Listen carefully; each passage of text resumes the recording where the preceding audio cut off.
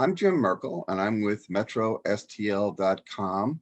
I'm with Board of Alderman President Lewis Reed.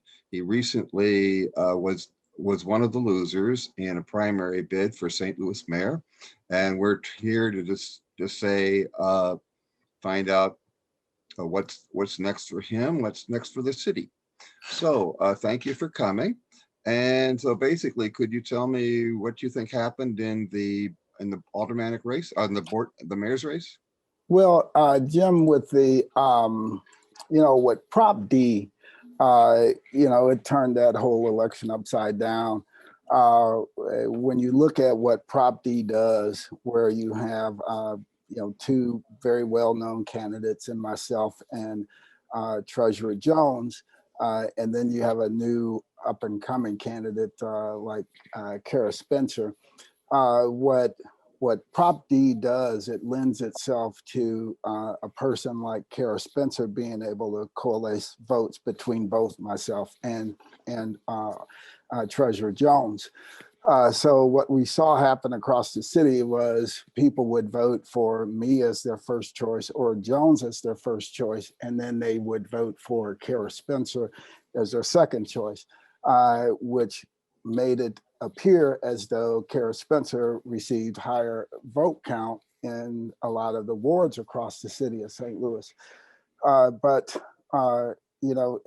Therein lies the major problem with Prop D. It's the same thing we pointed out from the beginning, which is why everyone who has looked at this system, if you're talking, everything from university professors to researchers and things of that nature, they've all said that this system should never be used for a decision of any consequence. They said it would be good if you're going to be deciding where you want to go to dinner and what movie you want to watch, because by not adding a ranking to the choices, the voters' ultimate will may be overturned through the vote. There's a rule called first do no harm, right? When you're looking to put a voting system in place. And what that means is that it's a principle so that the voters cannot do any harm to their vote by watering down their vote, unknowingly. But this system allows that to happen, which is why it should not be in place anywhere across the country. Now, that being said, the outcomes are what they are. And what I'm looking forward to is working with whoever the next victor is. I think it's really important that we all work together for a better St. Louis and, put the election behind us as soon as possible. Since I'm no longer part of it, it's easier for me right now to put it behind me. But the two that are still up for election, once that election terminates, it's really important that the one that does not come out victorious re-engages in the process and works with whoever is victorious so that we have a well-running city. Okay, so any predictions?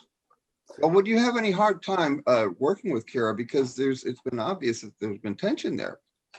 Well, Kara Spencer, I think, is just wholly, completely unqualified to be mayor of the city of St. Louis. And I say that only because, I've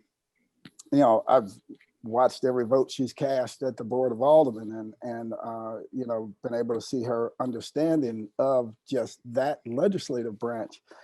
And I've also had an opportunity to work with Treasurer Jones as a state representative. I had a chance to work with her in corporate America.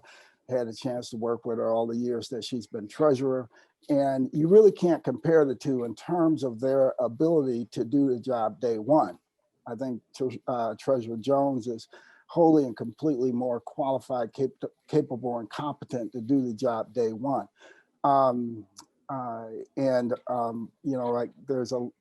So that's where I fall on it. I think that, and I'm talking not as president of the Board of Alderman, I'm talking to you as a father of four and a voter in the city with with some knowledge of the two candidates.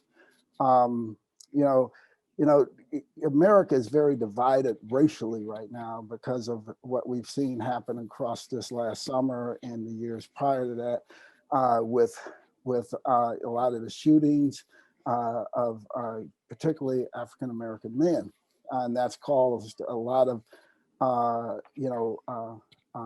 lot of more divisions across America has been laid to bear, right? So it becomes really important at this point, I think, to have someone in leadership role that sees that understands it and can speak to it with some credibility. Okay, so looking ahead for what's going to be happening. Uh, well, I guess the big thing is all that COVID money that you just got from. So I'm sure you're excited about that. Oh yeah, yeah. We have roughly $500 million in COVID funding coming to the city of St. Louis. We will be taking that up in the next week or so because we have to get the board bills moving as soon as possible so that we can be ready to accept the money, and I think that's very important.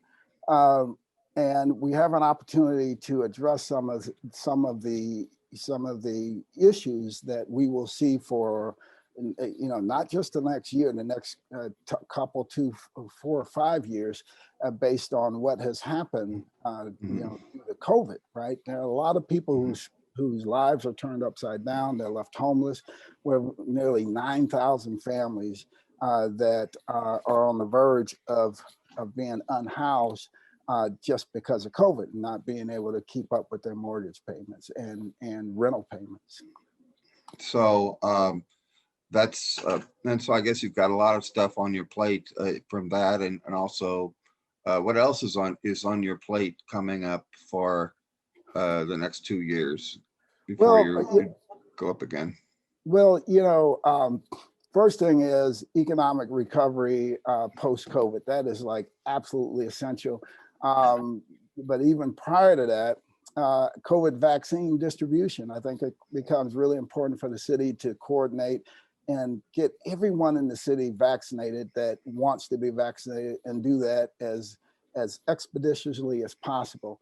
And then we are then left with our original healthcare crisis that we were dealing with, even prior to COVID coming around, and that's the reduction of violent crime in our city, and also the reduction of overall crime and creating safer neighborhoods. So that's going to have to be top on our list of priorities. Past that, we get into working to ensure that we have a well-trained workforce and creating more opportunities for people enter into well-paying jobs that become careers, universal access to quality education, and opening up, partnering with our school system, because it is a separate system from the government, from city government, but creating a stronger partnership with them so that we can work in conjunction to assure universal access to quality education. And then Okay, our go ahead. population and tax base, and creating a Okay. more equitable, sustainable St. Louis. Those are the things that we always have to be focused on. Those things I'll be focused on in this legislative session. So one other thing, you would be coming up on your 5th term in 2 years, and there's really, the way things are set now with the Republicans in the state, it's hard to go any higher in the state. Do you have any goals, or what's going to happen to you in 2 years? Are you going? Well, my goal is, we're about to go through the most divisive and challenging redistricting in our city's history. That's with the reduction of the members of the Board of Alderman. So my focus is going to be getting the board and the city through that in as clean and as unified fashion as possible. And that's going to take a lot to get that done. because you're looking at cutting the board in half and doing that in a way where people aren't feeling disenfranchised. People are feeling like they had a voice in the matter and they had some ownership in it. So it's going to take a lot to get through that. That will, that's going to be my focus. And Jim, as you know, I've done a lot to lay some groundwork for whoever the next mayor is, to be able to set the city on a path of recovery, right? The Sustainable Economic Development Framework. So it's going to be really important that we work with the legislative branch to actually implement it, right? It doesn't, making it an ordinance and making it a law and actually working to push the executive branch so that they actually embrace it and implement it is a whole other thing. So the first piece we've done, we put the ordinances in place to create these systems that can begin to turn us around. But it's going to be really important that the next mayor understand that, and the next mayor embraces these things so that we can truly turn our city around. Okay, so, but I guess, do you see yourself running for reelection? I can't make any of those predictions right now, Jim. Again, there's so much between now and then that I have to contend with. There just a lot of things that we have to get done. One of the things that we must get done to ensure any integrity in our elections moving forward, we have to fix this broken election system. By every measure, that system is a broken, inept, incompetent, and bad system for any major city to use. The people who brought it to St. Louis, they don't even use it in their county. They don't use it in their district to elect their elected officials, but they want us to use it here in the city of St. Louis as a test ground. They said it would increase voter turnout. We saw 14,000 fewer people show up to this election than they did in the mayoral election in 2017. We saw where since the votes aren't ranked, we saw mass disenfranchisement from the voters.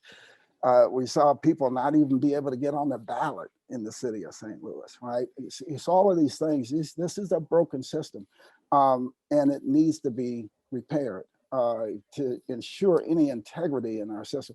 And I can tell you what we're hearing from people all over. They're saying, does my vote not even count anymore, since this is essentially a lottery system, right? It's like, you're just playing a lottery and hopefully it works out, right? We can't continue like that. It was a test. The city went through the test, and we need to now move on beyond that. So, anything else you'd like to say for the good of the order, or?